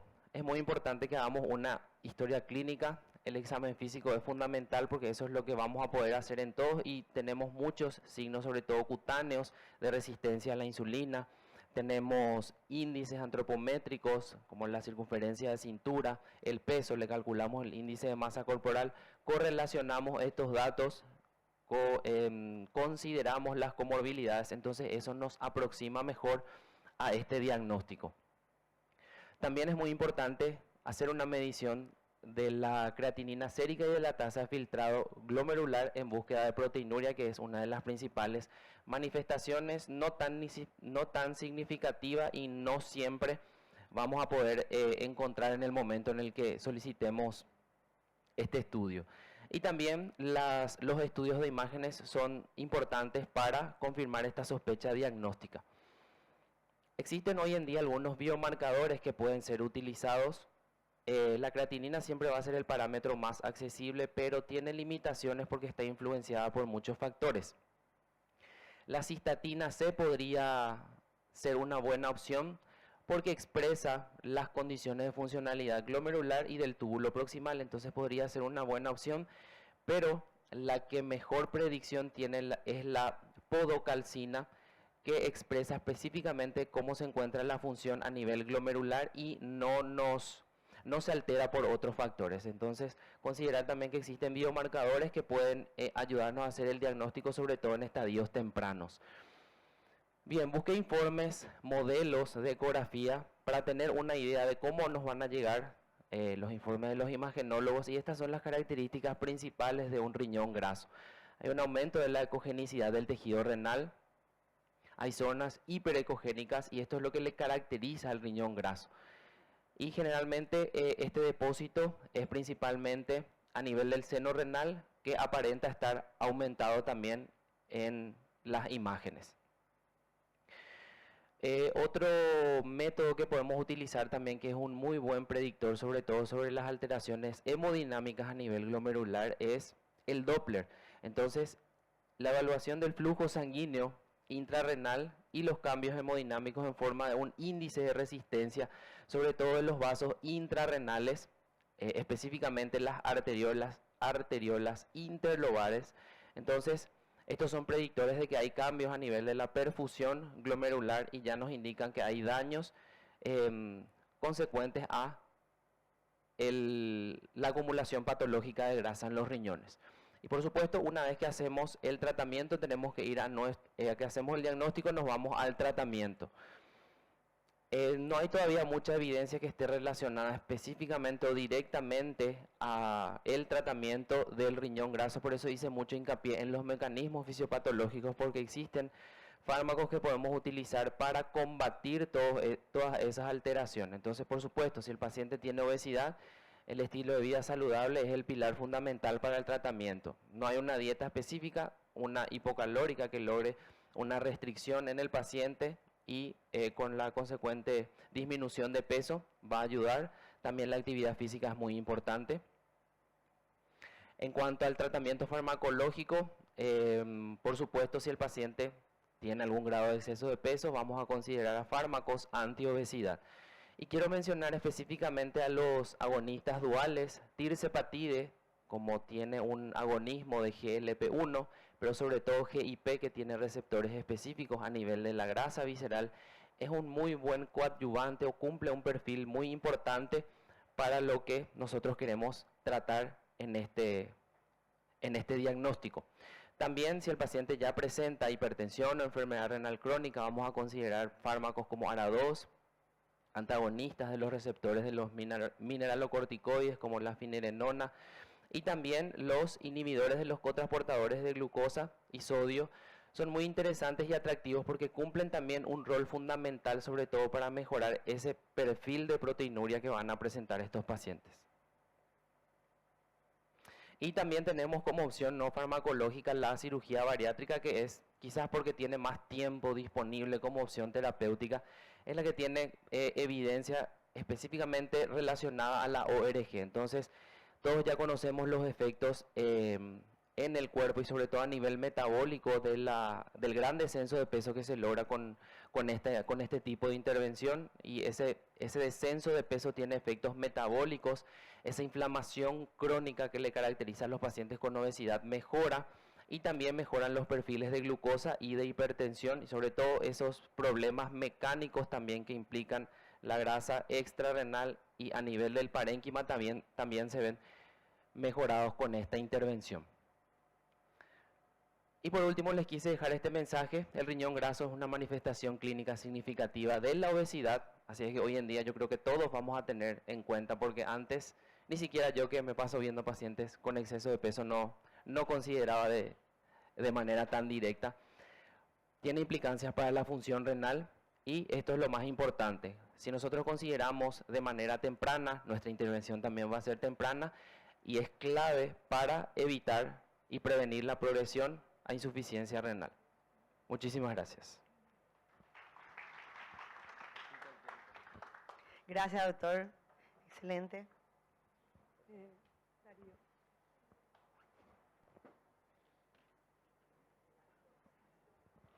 Sí, siguiendo con las presentaciones de nuestros expositores, tengo el honor de presentarle ahora al doctor Javier Arango.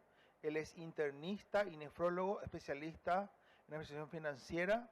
Es expresidente de la Asociación Colombiana de Medicina Interna.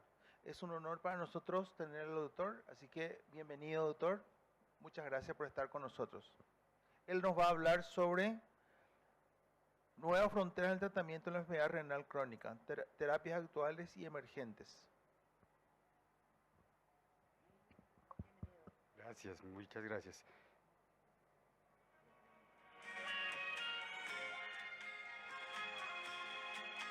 Espero que escuchen. Una noche tibia nos conocimos. Yo tenía 11 años cuando escuché este himno de ustedes. Obviamente quien lo canta es Julio Iglesias, que ustedes ven ahí.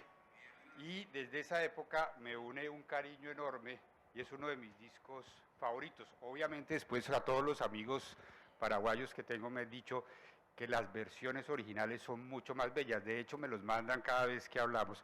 Pero este disco es el que me une profundamente a ustedes. El doctor Hugo Celabro me prometió que hoy tenía que ir a ver el Lago Azul de Ipacaraí, que es el ejercicio. Pero realmente el que yo conocí es este, porque tengo 53 años y en mi época lo que escuchábamos era CD, vinilo. Y la historia que les cuento es que yo vivía en la casa de los abuelos y en una familia, nosotros llamamos familias paisas, mucha gente, más de 11 hijos el abuelo, y la hija menor era la encargada, junto con los nietos del abuelo, de hacer oficio. Entonces nosotros barríamos y trapeamos con ella, y mi tía, mientras tanto, escuchaba aquellas melodías que me llevaron. De corazón, gracias por la invitación. Voy a tratar de hablar en estos 20 minutos qué fronteras hay nuevas en el tratamiento de la enfermedad renal crónica. Y voy a hablar de dos temas, de la carga de enfermedad, entiéndase la carga de enfermedad como los costos y la discapacidad que produce incluso en toda América Latina, y justo de si hay terapias modificadoras que de alguna manera nos enlentecen ese envejecimiento. Hablemos de carga de enfermedad renal. Según el Atlas Internacional de Nefrología, en América Latina ustedes ven aquí abajo, en el punto que yo les coloco en rojo, que tenemos una altísima prevalencia, altísima mortalidad y altísima discapacidad por la enfermedad renal crónica.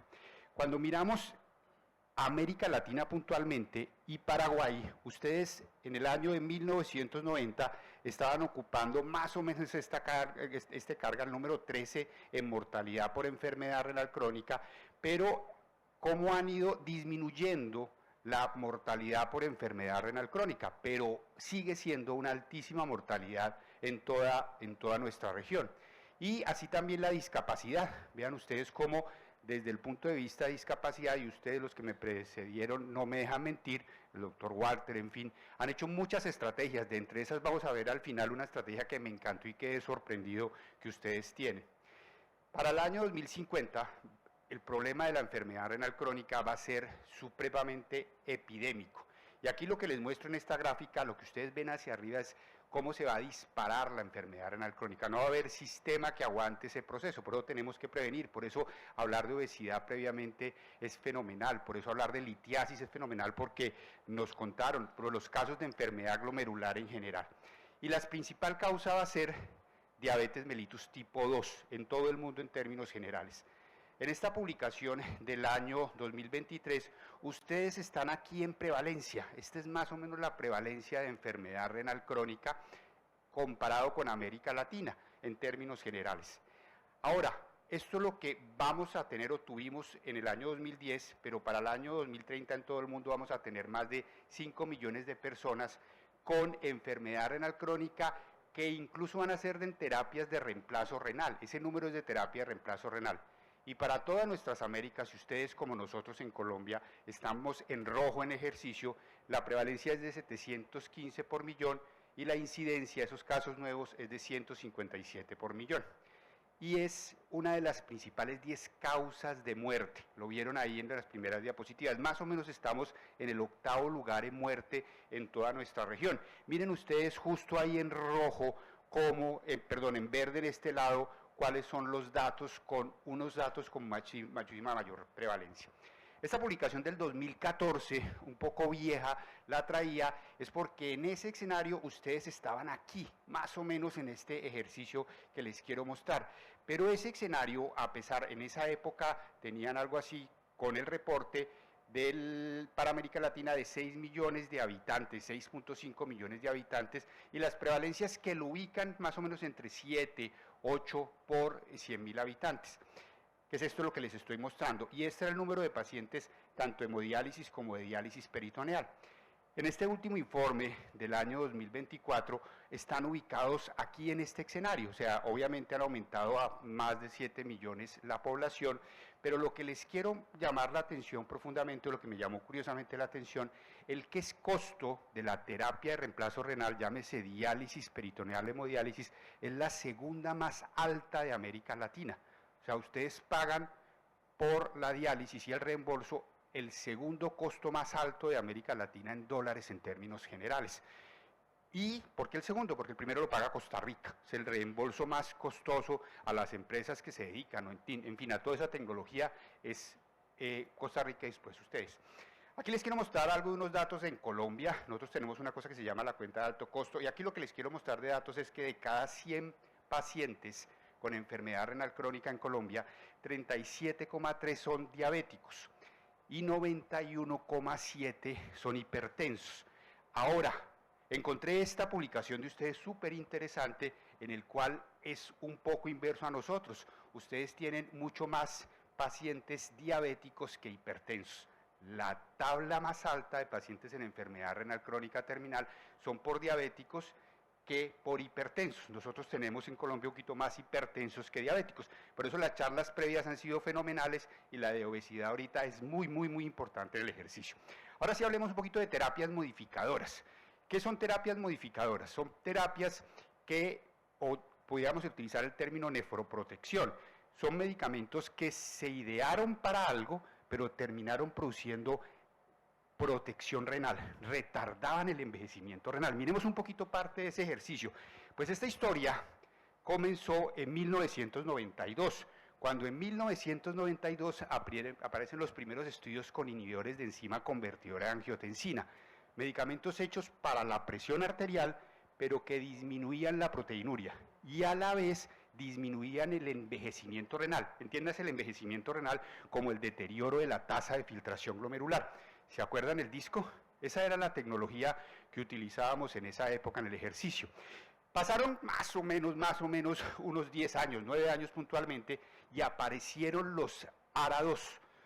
De hecho, apareció en la publicación del New England Journal of Medicine 3 publicaciones que fue el IRMA2, el IDNT y el RINAL. Aquí en chiquitico se ve el RINAL, que lo mismo, medicamentos, los ARA2, creados para la presión arterial en pacientes renales, disminuían la proteinuria y disminuían el envejecimiento renal. La tecnología donde yo escuchaba el agua azul de Ipacaraví era diferente, ya pasó el proceso del CD. Y tuvo que pasar un poco más de años, hacia el año 2016, cuando aparecen tecnologías para diabetes, que empieza a ver que fuera de que disminuían la hemoglobina glicosilada, controlaban el envejecimiento renal medido por proteinuria o tasa de filtración glomerular o las hospitalizaciones por falla cardíaca. Y esas nuevas tecnologías son las que vamos a hablar. Ahí, como diría mis hijas, yo ya escucho a Julio Iglesias, es en Spotify, ya lo escucho de otra manera en términos generales. La tecnología va evolucionando. Bueno, justo hablemos entonces de esas tecnologías. Estas son las guías CADIGO, que para los nefrólogos son como nuestra Biblia, como si los cardiólogos tienen las guías AHA, las guías, bueno, todas esas cosas, los nefrólogos nos encanta. Nosotros utilizamos en Colombia un término que se llama chicanear, o sea, como hablar más, nos encanta chicanear, hablar, las guías CADIGO, no las leemos. Bueno, las guías CADIGO dicen que la primera línea en enfermedad renal es hacer ejercicio, estilos de vida, comer sanamente, pero la segunda línea, y se las voy mostrando ahí, es dar ARA2 y tener una presión arterial objetivo, ojalá menor a 120, aunque ahí dice 140, ahora más tarde doy otra charla de cuál sería el objetivo de la presión arterial. Pero también dicen que hay que dar inhibidores de SGLT2, pero también dicen que en la misma línea hay que dar estatinas. Ahora, si después de eso no controlamos la hemoglobina glicosilada o el envejecimiento renal, podemos dar otros medicamentos como los análogos de GLP-1 o podemos dar lo que nos decía el doctor Walter, que próximamente creo que les va a llegar, medicamentos como los bloqueadores de aldosterona de tipo no esteroideo, el finerenone. Empecemos entonces la historia con los IECA que les dije. Este fue el primer estudio que les mostré. Y el estudio de ARA2 que es el estudio RINAL. No se los voy a decir porque esto ya es tecnología, esto ya es LP. Tenemos que seguir utilizándolo. Dicho sea de paso, quiero decirles que en Colombia de cada 100 pacientes que deben recibir el medicamento, hay alrededor de 36 que no lo reciben. Y hoy en día para nosotros es bueno, bonito y barato, pero no lo reciben por alguna manera. Estamos trabajando en el ejercicio. Estatinas. Y aquí entonces quiero que nos preguntemos si realmente los pacientes renales tienen que no o recibir estatinas y cuál es el nivel del LDL de los pacientes. Pues resulta que aquí lo que les quiero mostrar es que en este estudio, y les voy a hacer un zoom sobre la parte renal, todos los pacientes que tenían de alguna manera, recibieron estatinas y tenían algún grado de falla renal, tenían menor progresión de la enfermedad renal o menores desenlaces. Y aquí ustedes lo ven que esto es real para los pacientes con tasas de filtraciones alteradas o no, menor de 60 mililitros por minuto, tenían menores desenlaces vasculares. Entonces, oiga, sí tenemos que dar estatinas en los pacientes con enfermedad renal no dialítica hasta ahora, les voy mostrando en el ejercicio. El problema es que los nefrólogos nos quedamos casados con unos estudios que salieron para hemodiálisis, en los cuales, como ustedes ven en la curva, resulta que no pasaba nada en los pacientes en hemodiálisis, pero es que la expectativa de vida de esos momentos en los pacientes en hemodiálisis no había menor mortalidad con estatina, era 4 o 5 años. Cada vez ustedes les mostré cómo está Paraguay aumentado en las expectativas de vida, incluso en los pacientes en diálisis. Entonces ahí está surgiendo, oiga, sí tenemos que darle, no tenemos que darle, porque no demostró mortalidad. Pero todos nos quedamos fue con hemodiálisis, porque el corte de mortalidad era donde las curvas no se separaban. Pero a más tiempo sí va a haber separación. Entonces, aparecen muchos otros estudios como el estudio Júpiter, en el cual en pacientes con tasas de filtración glomerular menor de 60 o tasas de filtración glomerular mayor de 60, y les quiero mostrar todos estos desenlaces, evento vascular cerebral, infarto agudo de miocardio, bla, bla, bla, bla, tenían menores desenlaces en los pacientes renales que recibían estatinas en el estudio Júpiter, excepto uno que otro desenlace. Y aquí está justo la gráfica. Aquí lo que les quiero mostrar es eso, cómo los pacientes que recibían, comparado con los otros, estatinas con enfermedad renal crónica, tenían menor mortalidad cardiovascular que los que no la recibían en términos generales, comparando todos los grupos.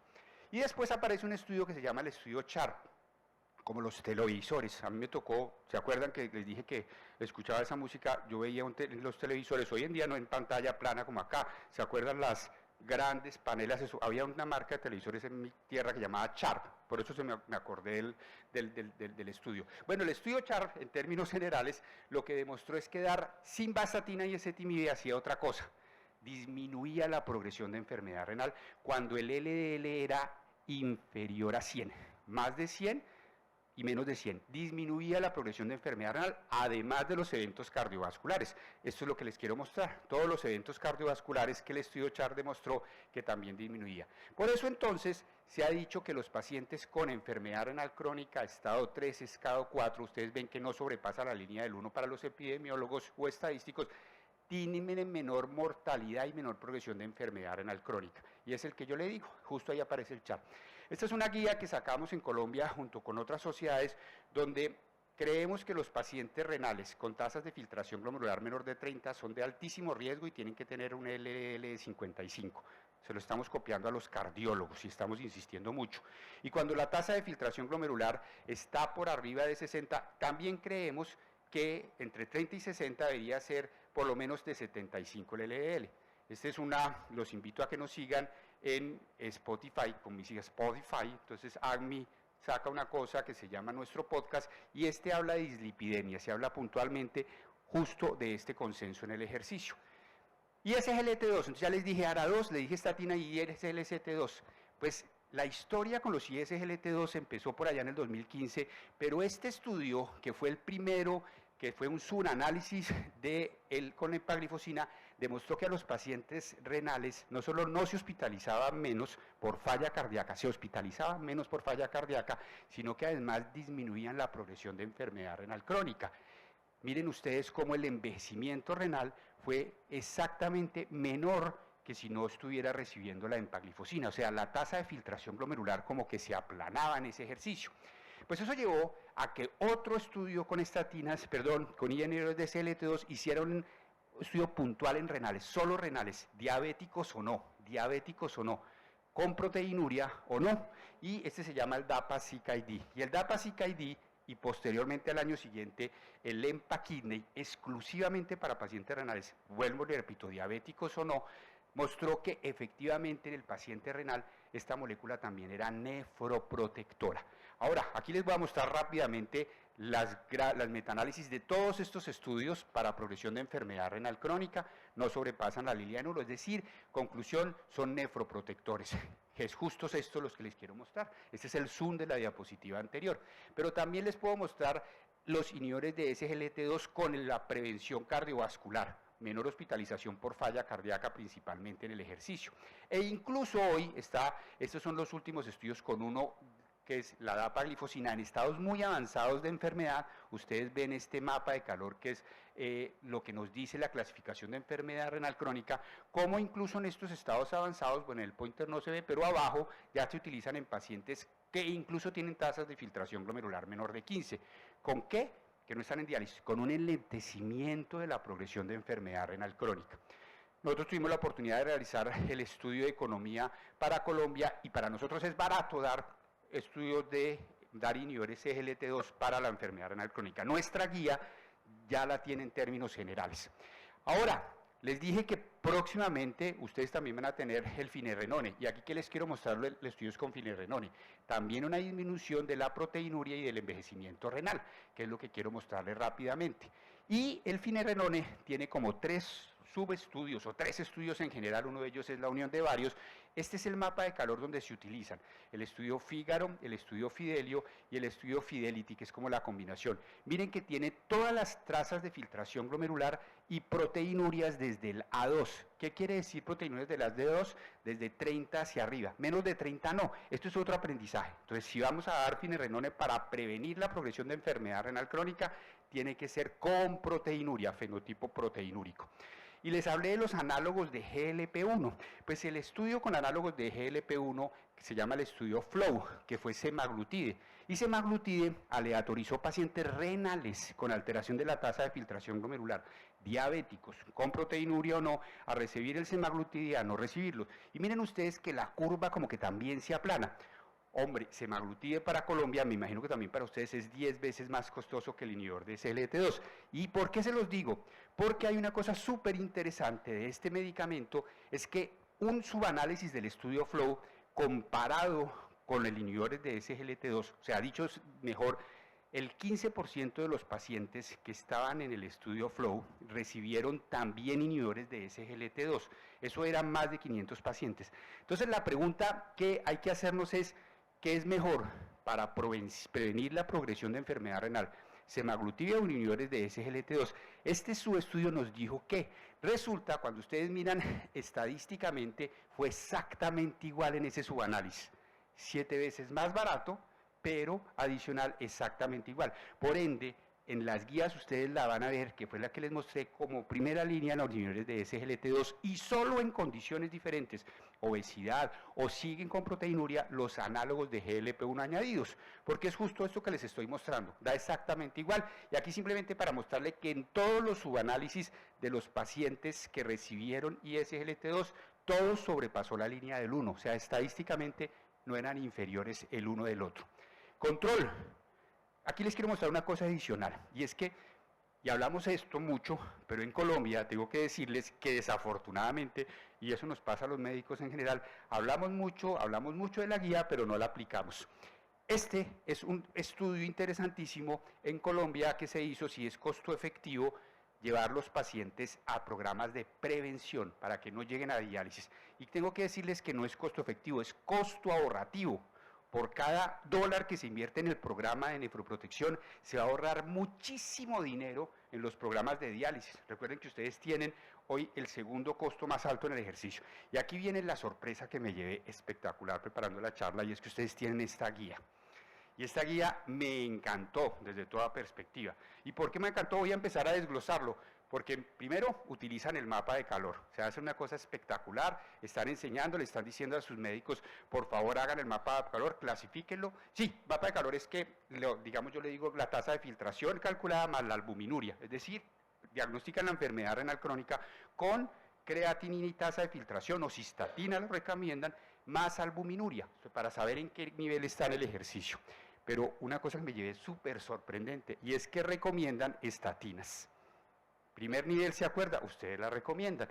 Otra cosa todavía más sorprendente es que recomiendan IECA y ARA2.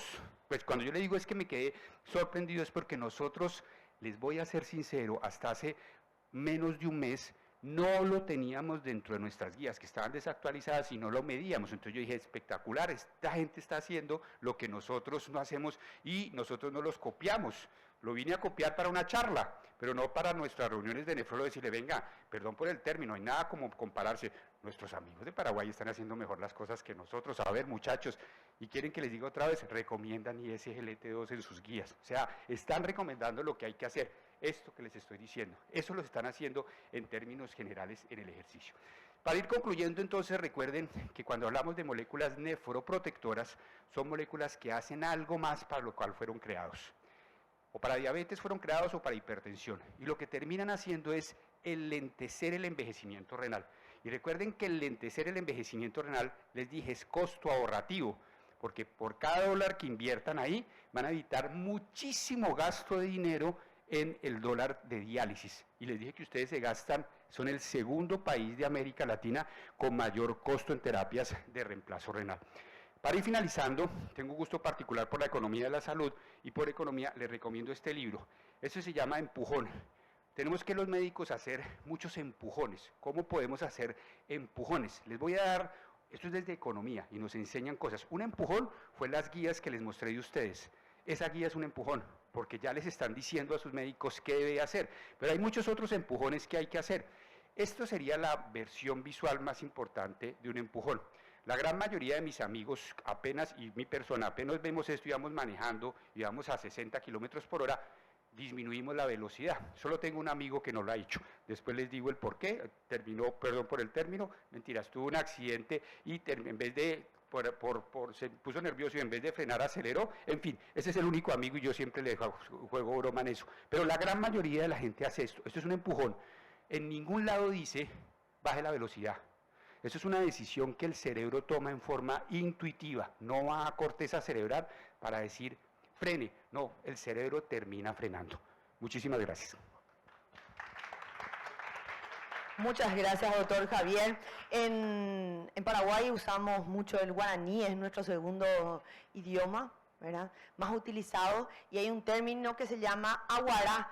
Entonces, cuando usted muestra esas guías, realmente nos quedamos todos muy aguará, muy felices, contentos de que usted haya puesto énfasis en eso.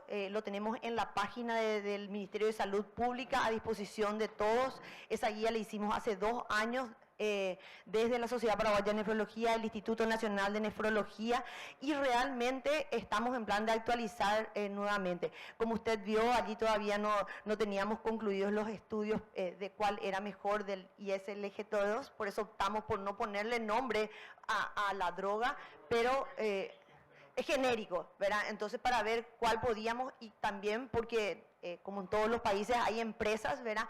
Entonces, para no, vamos a decir, salir a favor de una u otra, no lo pusimos, ¿verdad? Pero sí es algo que, como dice el doctor Roger, tenemos que ir actualizando. Bueno, aquí nuestro coordinador, doctora. Las preguntas. Sí.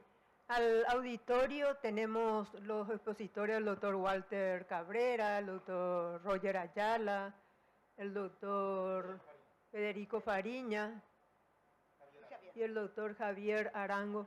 O sea, si existen preguntas, por ejemplo, para el doctor Walter Cabrera, adelante.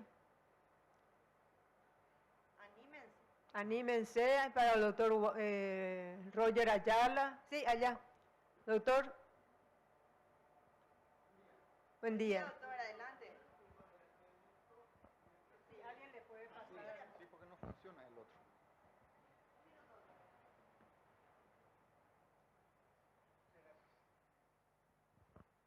¿Qué tal? Soy el doctor Cabrera Rayo, vengo de la Ciudad de México. Déjenme decirles que desde hace varios años vengo escuchando al doctor Arango, a quien quiero mucho y respeto, porque tiene aparte esa visión de, no solamente la parte clínica, sino la parte de la gestión directiva, que a mí también me emociona, porque tengo un jefe que dice que no importa saber mucho, si no hay dinero, no se puede. Y entonces, el médico no solamente tenemos que hacer una buena clínica, sino también una buena gestión.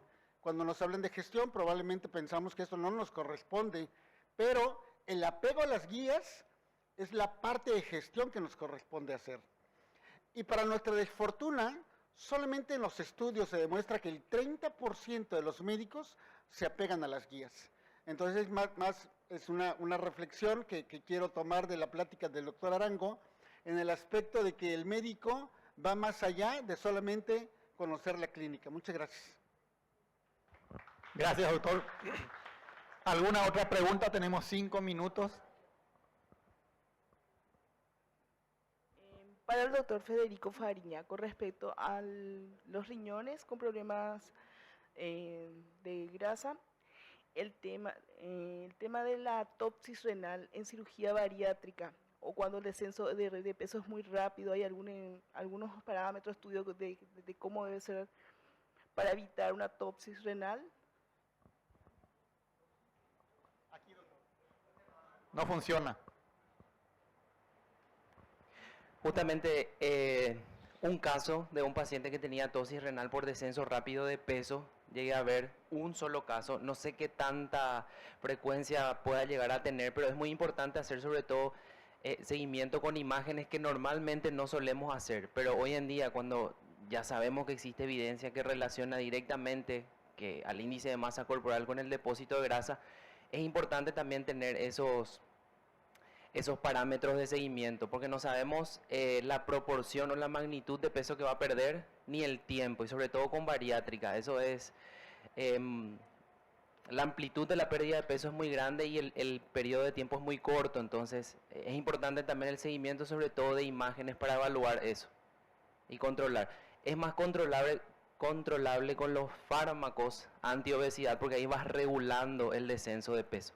Con la cirugía bariátrica cuesta un poco más, pero muy importante también tener en cuenta eso. ¿Qué tal? Yo quería decir algunas cositas, déjame meterme fuera de la litiasis un poquitito, ¿verdad? Porque como nefrólogo me gusta la parte cardiorrenometabólica. Algunas cositas nomás, Doc.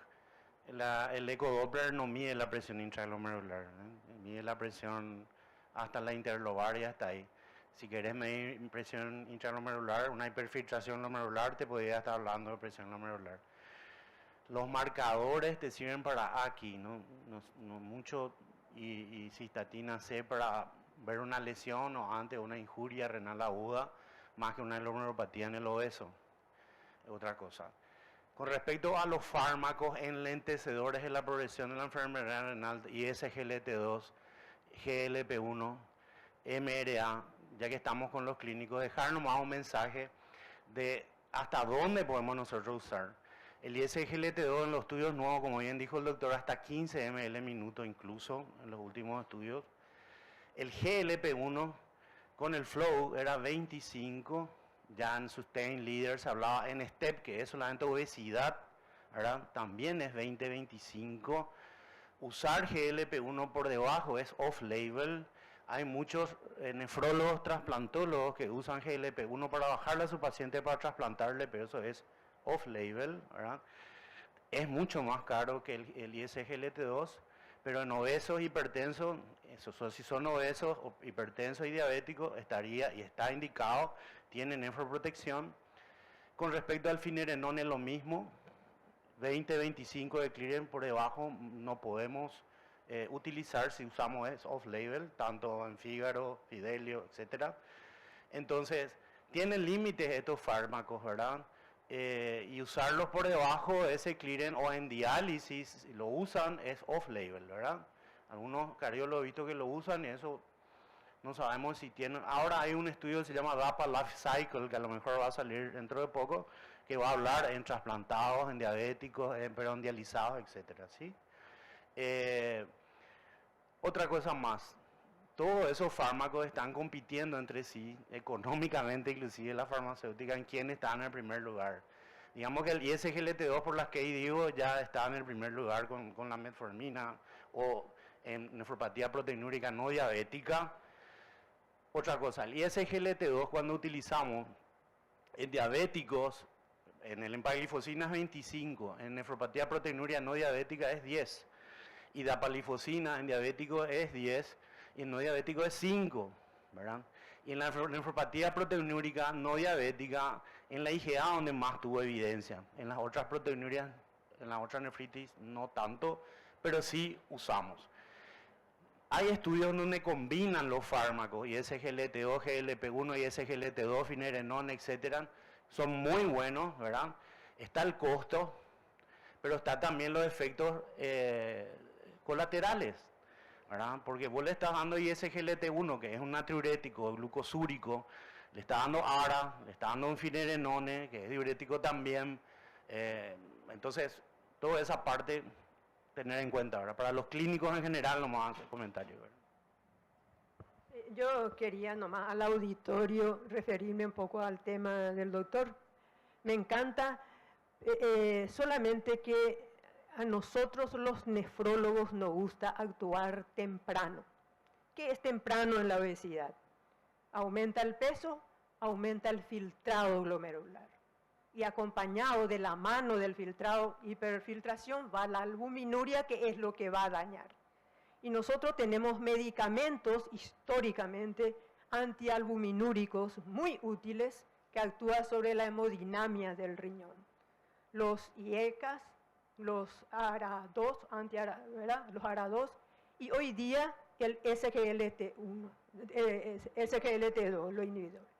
O sea, lo ideal para mí es que si tengo un paciente obeso grado 1 o 2, mido el filtrado glomerular y si está hiperfiltrando, actuar. ¿Por qué? Porque la biopsia que usted mostró, doctor, corresponde a una obesidad estadio 3, ya es tarde. Es una glomerulosclerosis focal y segmentaria secundaria a la hiperfiltración, ya muy tardía, ¿verdad? Entonces nosotros queremos actuar antes. Pero muy interesante, lo que faltaría es, como no hay biopsia que demuestre lo que mostraste de ahí, grado 1, tanto subió el filtrado glomerular, grado 1, grado 2, pero no tenemos histología, solamente tenemos histología de los grados 3, ¿verdad? Pero sabemos que si existe una hiperfiltración y albuminuria, tenemos que actuar ahí. Ahora, yo no he encontrado en ninguna parte, claro, todo es hemodinámicos. La hiperfiltración es netamente por factores hemodinámicos. Y entre ellos tal vez algunas sustancias liberadas por los adipocitos, ¿verdad? Yo creo que por ahí está la importancia de la grasa que menciona el doctor, la adipocina.